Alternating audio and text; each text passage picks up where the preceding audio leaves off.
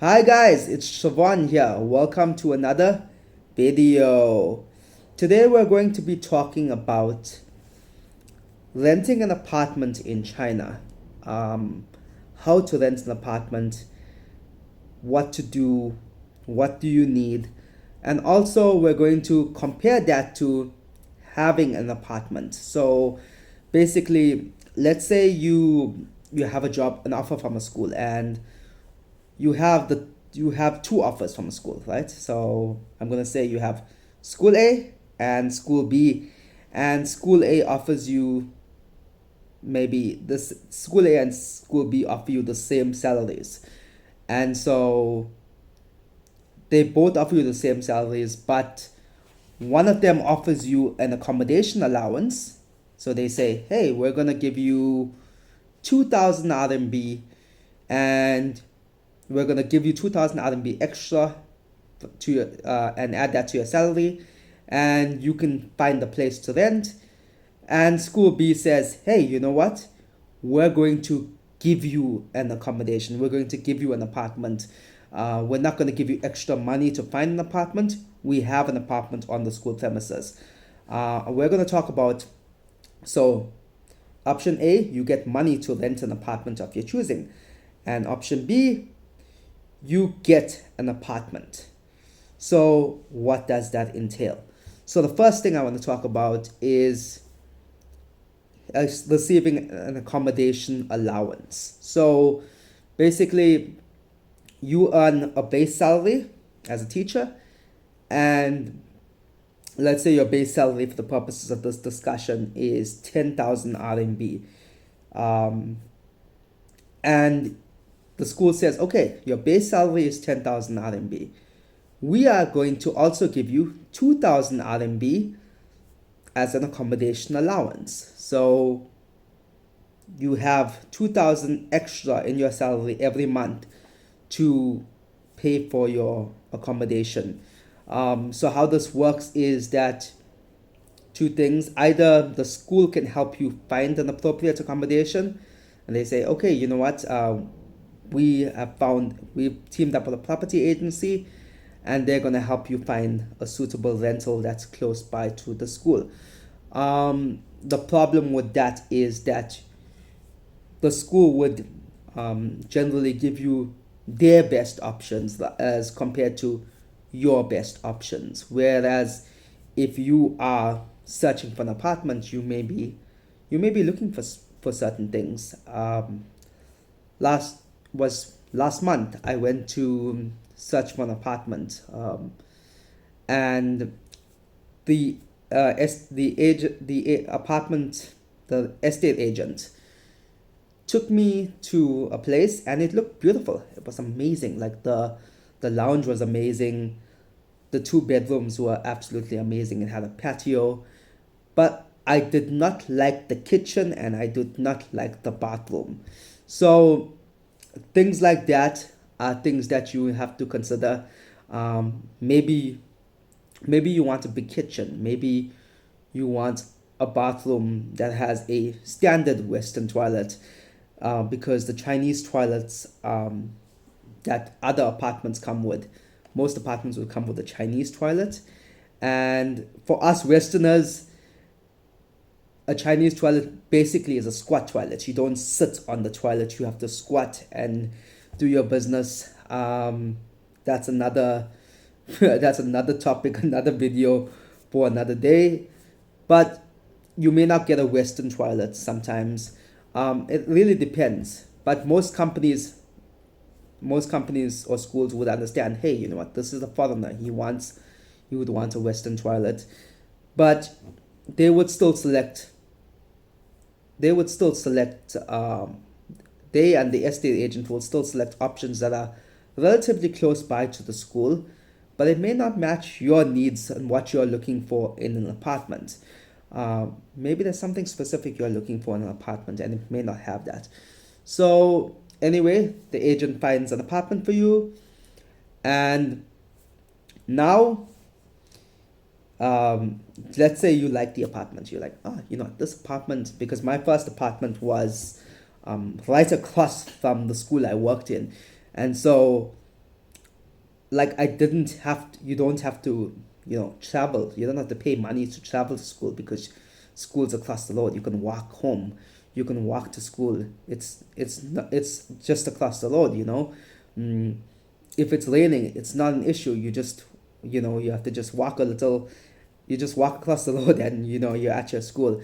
If you have free time on your lunch break, or maybe you have free time and you can go back to your apartment. Let's say you forgot something at home. You could go back, grab the thing you forgot, come back to school. During your lunch break, maybe you can have lunch at home. Uh, so they are so generally a school would select an accommodation that's close by for you, and you may want to take that. And if you do, if you do take that, the next thing you may have to know is that you need to pay in China. The payment system to rent a house works differently from the payment system in South Africa. So in South Africa, if your rental is 3,000 rand, then every month you would pay your landlord 3,000 rand. I'm sure it's the same in other countries as well. However, in China, it's a little different. If you are if you have gone to an agency and the agency has found the property for you, you will have to provide upfront 5 months rental, sometimes four, but sometimes five. So let's say an apartment costs 2,000 RMB a month, in which case you may have to fork out upfront 10,000 RMB. Sometimes they may say, okay, you know what, you only need to pay 4 months, in which case you still need to pay 8,000 RMB. But most of the cases I've seen, they normally ask you to pay 5 months upfront. So basically, what this means is they they ask you to pay 5 months upfront because the landlord wants certainty that you're going to stay in his apartment, and he wants to see that you are able to cover the rent. So he will ask, out of those 5 months, the landlord will take 3 months. Then he'll take a fourth month. The fourth month will be the deposit. So basically, this means that the landlord will take 3 months for rental, and the last month will be a deposit. So this means that if something breaks in the house, something major breaks in the house, and it's your fault. Let's say you had, you were careless and you broke the TV. Um, then he would take a portion of your deposit, and he would use that to repair the TV, and he will return the remainder to you. So basically, your deposit. Let's say you rent a house for 1 year. So your security deposit will be given back to you at the end of the 1 year should you choose to leave the new accommodation, should you choose to leave the house you're staying in. So basically, the landlord will take 4 months. So 3 months for rental, 1 month for security deposit. The last month, the fifth month, will go to the property agency that helped you find the property. And that's how they make their money. They take 1 month's commission fees for helping you find a suitable place to rent. So you would need to have about 10,000 RMB upfront to pay for this if the rental is 2,000 RMB. So out of this, so you would need 10,000 upfront, and that means that if a school is not going to help you, if a school is offering an accommodation allowance, but they're not willing to help you cover the cost of that accommodation immediately. So let's say the school says, okay, we're going to pay you your salary at the end of the month. You're getting 10,000 RMB as a base salary and 2,000 RMB as a 2,000 RMB as an accommodation allowance. They're paying you monthly. The landlord and the property company, the agency, wants 5 months up front. So that means that when you first come to China, you're going to need 5 months worth of rental. You're going to need 10,000 RMB if the house is 2,000 RMB. In some cases, the house may be more expensive. Um, so basically, like if you're looking for a one bedroom apartment, for a Westerner, this is because we Westerners like to have a Western toilet. Um, it's gonna cost you between 1,500 RMB to 2,200 RMB for a one bedroom apartment. It's gonna cost you anywhere between 2,000 RMB to 3,000 RMB for a two bedroom apartment, and a three bedroom apartment will cost you anywhere between um, 2,000 RMB to 3,000 RMB. It depends on the area in which you live in. Um, that will also determine the price of the that you pay for an apartment. Um, so I was just checking the camera there. So basically, that's your first option, right? An accommodation allowance. So let's say, so you need the money, right? So which means you'd have to save at least between 10 to 15,000 RMB. However, sometimes the school might say, okay, you know what? We understand that you cannot afford this amount when you come to China, so we're going to give you a loan.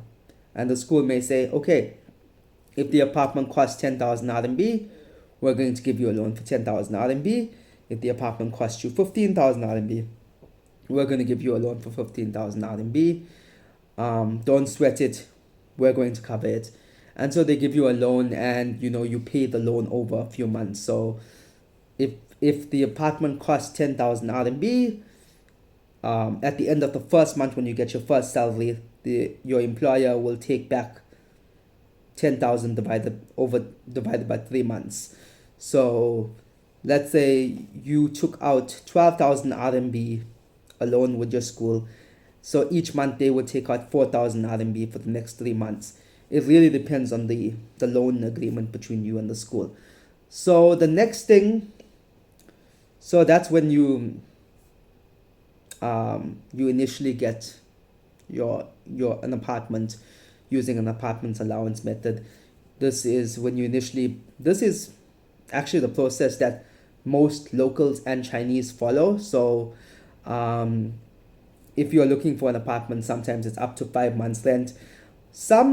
Sometimes you may not use an agency. You can use a website called 58.com, and with 58.com you can actually sometimes negotiate directly with the landlord, and in which case the landlord might just say, hey, you know what, don't worry about any of the agent fees or anything. You only have to pay me 4 months. That way you can bypass the using an agency. I think sometimes if you get lucky, you might meet a friend that knows someone that's renting, or if you speak to one of your Chinese friends, they may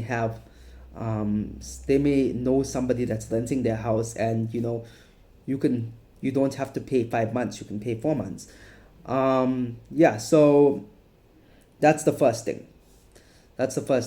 And so once you paid initially, every 3 months you need to pay 3 months rent up front. So let's say you had an apartment that cost 2,000 RMB, and you moved in January. So in January you have to pay.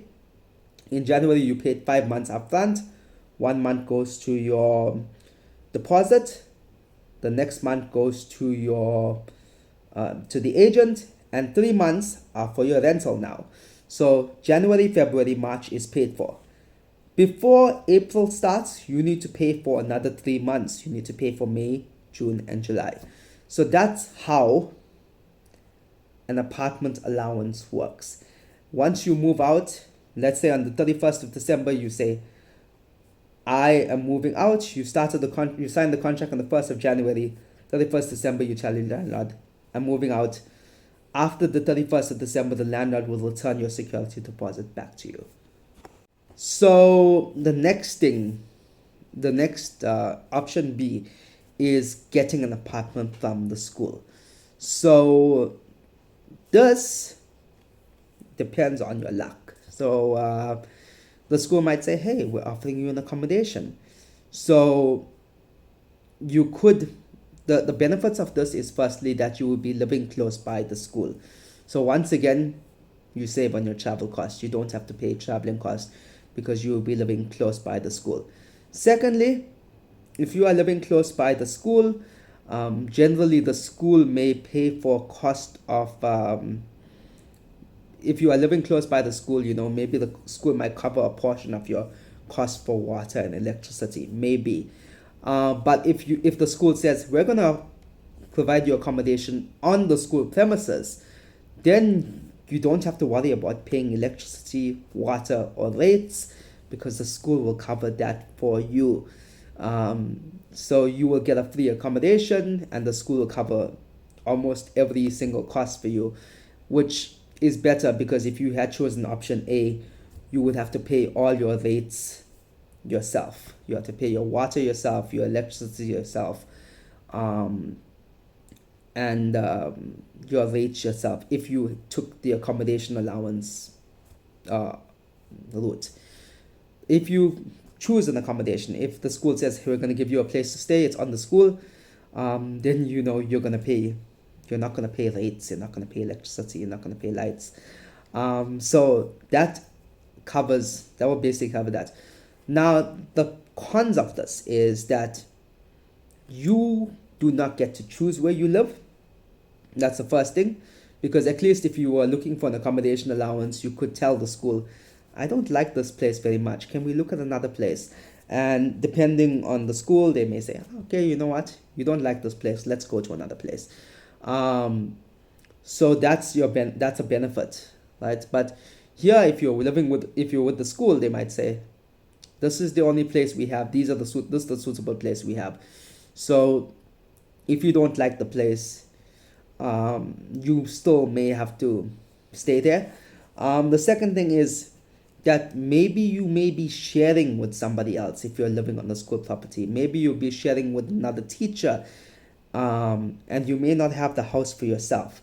Maybe you may be sharing with a Chinese person. Maybe you'll be sharing with another foreigner, but you don't know the person you're going to be sharing with. So you may not uh, you may not be living on your own.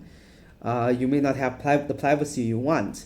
So this is again another disadvantage of it.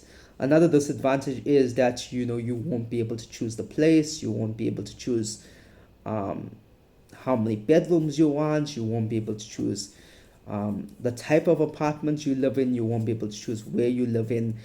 Um, so that is a disadvantage, and you may not have the privacy that you want. Um, However, it is my view that it's more cost effective to live in an apartment that the school provides for you on the school premises or somewhere nearby. However, if you get an accommodation allowance and the school provides a loan to you, I think it's okay. I think it's okay. It really depends on your needs. For me, I think it depends. If the school is offering you an accommodation and they're saying we're going to give you an apartment, it's on the school premises or it's nearby the school premises, um, and you will have it all to yourself. For me, privacy, especially if you have an apartment, privacy is so cool. It's unless privacy is so cool, or if you have an apartment and they say, okay, we're gonna put you together with the person that you came with to China. So let's say you and your best friend decide to come to China together, and you both are placed in the same apartment and you have to share. Now that's cool. That's cool. So in that instance, that's pretty cool. But if you are placed with somebody that you don't know, for me and my preference, it would be better to have an apartment using the, it would be better to have your own apartment. So basically, like, with the with the accommodation that the school provides for you in that case, you may not have control over what you can get. Whereas with the an accommodation allowance, you have control, but it costs more. So basically, the trade-off here is cost versus control. But yeah, so that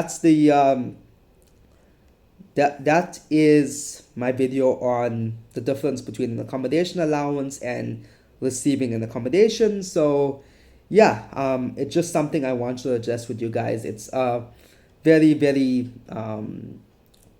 complex topic for somebody who hasn't, um, well, it's not complex, but if you don't know about it, it can take you for a loop, especially when if it's the first time you're coming here. But now you guys do know about it. That's why I made this video. Um, I make these videos for you guys to make sure that you guys, if you guys have any questions, you can always comment down below. But I make these videos for you guys for your information. So yeah, thanks for watching. I hope to see you guys again, and see you next time.